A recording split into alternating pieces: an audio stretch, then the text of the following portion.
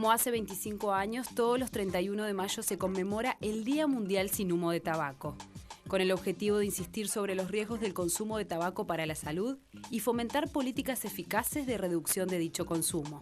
El tabaco es el mayor cultivo no alimenticio del mundo, con 6 millones de toneladas anuales. Fumar es la principal causa de muerte evitable, y pese a que fumar cigarrillos es la forma más mortal del consumo de tabaco, se estima que cada día son 100.000 las personas que se inician en este fatídico consumo.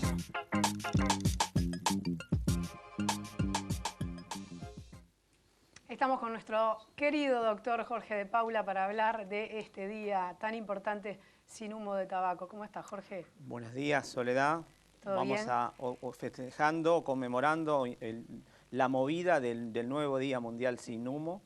Son escandalosas las cifras, impresionantemente escandalosas, que aún se sigue incorporando esa cantidad de gente al hábito del cigarro y la cantidad de gente que sigue muriendo por fumar. Son 6 millones de personas por año que mueren en el mundo directamente vinculadas al tabaco, y lo más terrible, que son las verdaderas víctimas, son esos 10% que nunca probaron un cigarrillo. El 10% de esa cifra, o sea, 600.000 personas se estima mueren por año de víctimas de fumadores pasivos o víctimas del humo de segunda mano o del humo del vecino, como se le llama. Pero cosa que realmente cambió muchísimo, ¿no? Desde las políticas de Tabaré Vázquez. Bueno, en Uruguay si uno va a las cifras y a los estudios científicos, porque se mide el grado de contaminación del aire en cuanto a la cantidad de partículas de menos de 2,5 micras, y tiene que haber menos de 10 partículas para que se considere un aire saludable, y más de 65 es un aire insalubre. Uruguay tenía, previo a estas políticas, entre 200 y 300 partículas en restaurantes, en los bares y en algunos lugares de fiestas, previo a todo esto. Y una nueva medición, 3 años después de las políticas que se han instrumentado, Uruguay es el segundo lugar en el mundo libre de humo. Mirá, ¿cuál es el primero? El primero es Irlanda, Uruguay y Nueva Zelanda. Son los 3 con menos de 8 partículas, o sea que bajábamos de 200 partículas que había en los restaurantes a menos de 8. Repetimos, tiene que haber menos de 10 para ser el aire puro considerado, y más de 65 ya es un aire que enferma. Es increíble en esto positivamente cómo la cultura del no tabaco en los lugares cerrados rápidamente se instaló. No estábamos recién diciendo que ahora nos parece increíble pensar que hace pocos años se fumaba en los trabajos, en las oficinas. Es impensable. Impensable, ahora era inimaginable, y es fruto de cómo una política bien instrumentada y cómo cuando se legisla en algo, se genera un impacto como que se está generando y el que se va a generar en el futuro en el Uruguay con estas medidas. Uruguay en ese sentido pasó a ser un país desarrollado, es un país de primer mundo en cuanto a políticas de tabaco y en cuanto a otras políticas también. Y es muy resaltable el impacto que ha generado, porque las partículas esas, de cuando una persona fuma, se pueden detectar hasta 15 metros alrededor. Duran horas o días y se miden inclusive el nicotina en el pelo de los niños, de los ambientes. ¿Y eso fumadores. Es nocivo? ¿Eso que queda es nocivo? Claro, es justamente, sí, el humo, tanto el humo de segunda mano como el inhalado es el producto por el cual se daña al organismo. Son de alrededor de 4.000 partículas, hay 200 que son consideradas tóxicas. No, está bueno nombrarlo porque uno piensa que lo nocivo es el humo. Claro, el humo del que te fuma al lado, pero no lo que queda. Sí, y sin embargo no es así. Sí, exacto. Esto es bueno conocer cómo fue la historia. Ahí va, cómo comenzó, y parece que tenemos un video disparado. Comenzó en América, y cuando llegó la colonización, ahí se expandió a Europa y ahí al mundo. Vamos a ver un tape. Vamos a ver el tape. Según los historiadores, el tabaco se cultivó por primera vez en los Andes entre los años 5000 y 3000 a.C. En Sudamérica, el tabaco se empleaba de diversas maneras que hoy en día nos asombrarían. No solo se podía consumir fumándolo. La gente lo inhalaba, lo fumaba, se embadurnaba el cuerpo con él, Embadurnaban a los demás con él, lo bebían en un concentrado e incluso lo usaban como enema. Chamanes, líderes espirituales y curanderos lo usaban para diagnosticar enfermedades. Consumía lo bastante como para situarse al borde de la muerte, lo cual les llevaba al mundo espiritual, desde donde podrían examinar los problemas de sus pacientes. Pero cuando Colón llegó a Cuba el 28 de octubre de 1492, los europeos descubrieron no el oro que buscaban, sino el tabaco. Cuando Colón ordenó a parte de su tripulación que investigara tierra adentro para tratar de obtener más información sobre los habitantes de esa tierra y sus costumbres, una de las primeras cosas sobre las que informaron fue que aquella gente fumaba. Para ellos se trataba de una costumbre totalmente surrealista. No existía ningún precedente en Europa. Se encontraron con una tribu que fumaba unos puros de tamaño muy grande.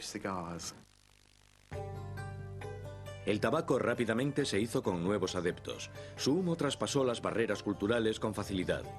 Los marineros españoles y portugueses adquirieron la costumbre y llevaron el tabaco a Europa, donde, por irónico que parezca, adquirió la falsa fama de ser una cura milagrosa para todo tipo de dolencias. El tabaco en sus muchas formas se lleva intercambiando a través de las barreras culturales, entre amigos y enemigos, desde hace milenios. Pero en el siglo XX, una forma de tabaco, los cigarrillos, se impuso como forma dominante de consumo y causó una crisis sanitaria que aún continúa.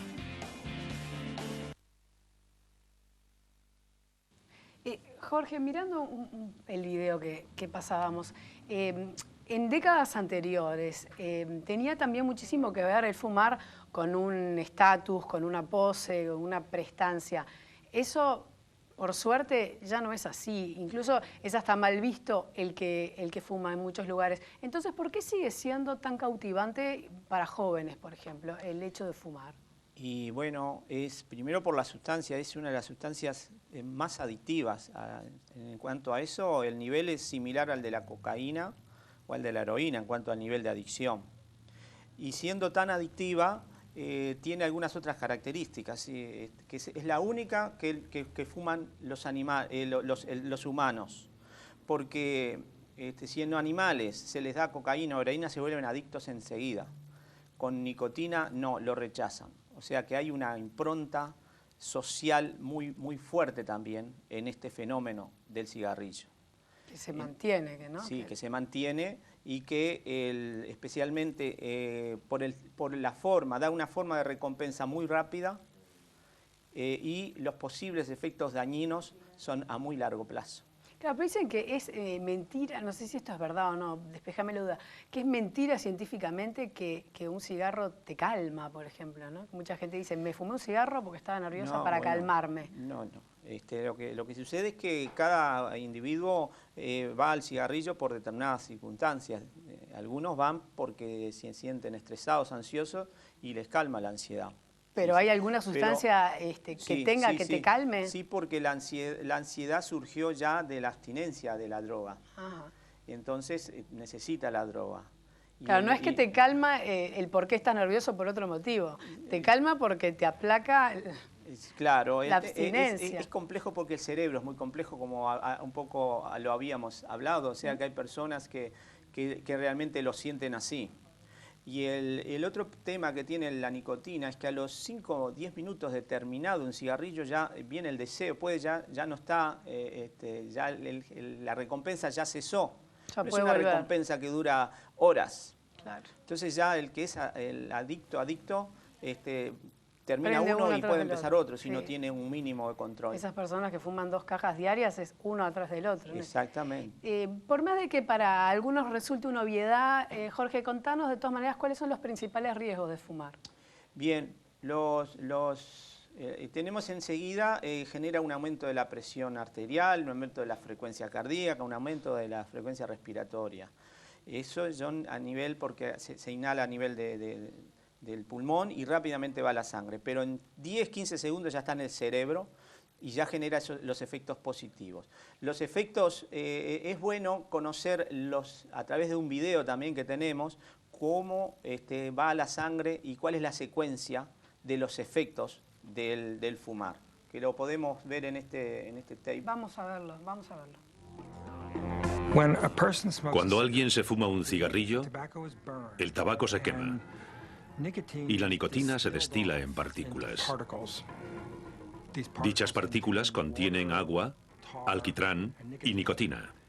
Luego esas pequeñas partículas son inhaladas a los pulmones y chocan con las diminutas vías respiratorias de los mismos. Tras el impacto de las partículas, la nicotina se absorbe con relativa rapidez al torrente sanguíneo de los pulmones y llega hasta el corazón, donde se distribuye al resto del cuerpo, incluido el cerebro. Desde el momento en que se da una calada a un cigarrillo, la nicotina solo tarda 15 segundos en afectar al cerebro. Se cree que la reafirmación rápida hace que una droga sea más adictiva.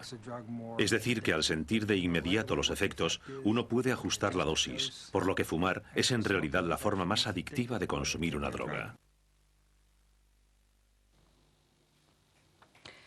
Tenemos Bueno, a todos impresionante, los fumadores. Acá están escondidos atrás de los escritorios de las consolas, es impresionante. Sí, y a su vez es importante conocer además ese supuesto bienestar. A su vez, el fumador no puede racionalizar la suma de malestares que le genera el fumar. El fumar, aparte de generar problemas en los dientes, coloración en los dientes, mal aliento, arrugas precoces en la piel, las manchas, una disfonía, la tos, más frecuencia de bronquitis. Estamos hablando de cosas habituales. El mal olor, que a veces se pone un perfume caro y el cigarrillo lo impregna del olor del tabaco, que realmente le mitiga ese olor, el aroma que puede ser de un perfume. El gran tema, Jorge, también es el tema de los fumadores pasivos, ¿no? Los niños, por ejemplo. Sí, bueno. Que tienen una gran posibilidad de desarrollar cáncer de pulmón sin fumar nunca. Bueno, ese es uno de los dramas más enormes que tenemos con este problema sanitario, que es la falta de concienciación de las personas que aún fuman. Yo lo veo en los autos, personas que adentro de un auto fumando, va a su familia. O sea, son personas que están asesinando impunemente, lentamente, a los seres más queridos. Y eso, muchos pensando que abriendo una ventanilla lo están evitando y evitan parcialmente. ¿Y por qué pensás que no lo comprenden, Jorge? Porque esto no es la primera vez que se habla de este tema, obviamente. Bueno, lo que pasa es un hábito que es muy fácil de entrar y muy difícil de salir. Hay una negación importantísima. Es una adicción.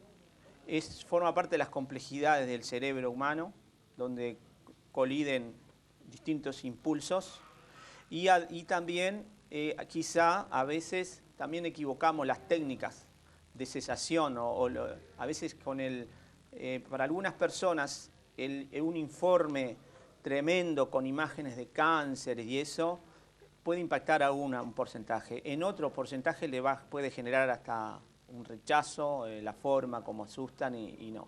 O sea que hay que individualizar los perfiles para ver qué técnicas, porque el fumador no se lo debería estar acorralando ni presionando a todo el mundo así, porque hay otras técnicas que son importantes para comprender que es una conducta, una adicción. Y como toda adicción, primero es la persona que debe estar consciente que debe pedir ayuda para ello, si no se va a hacer muy difícil. En Uruguay tiene uno de los porcentajes más bajos de arrepentimiento en cuanto a que han empezado a fumar.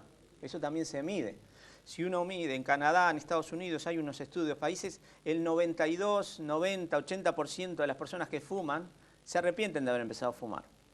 México y Uruguay son los dos países con menos tasa de arrepentimiento. Mirá. Alrededor del 60% solo de los que fuman dicen se arrepiente de haber comenzado. Sí, que se arrepiente. O sea que todavía están en una fase ni siquiera de precontemplación, de satisfacción total. Claro. Si no. Sí. Bueno, empecemos a concientizarnos. Ya nos venimos concientizando hace años, pero parece que no alcanza Sí. No me sale la palabra. Sí. Un poco más, ¿no? Tomar un poco más de conciencia. Todas estas medidas, especialmente este año, tiene el Día Mundial Sin Humo, tiene una diferente mensaje y que este año es sobre todo el mensaje hacia las industrias tabacaleras y todo el daño que hacen a través de la publicidad. Bien. Bueno, por eso entonces, para despedirnos, Jorge, lo que voy a hacer es el anuncio de que hoy a las 11 de la mañana, en la antesala del Senado, será la conferencia de prensa del lanzamiento de la nueva campaña de comunicación y sensibilización, donde se presentará un proyecto de ley de prohibición total de publicidad de productos de tabaco. Con esto nos despedimos y nos vamos a una tanda. ¿Bien?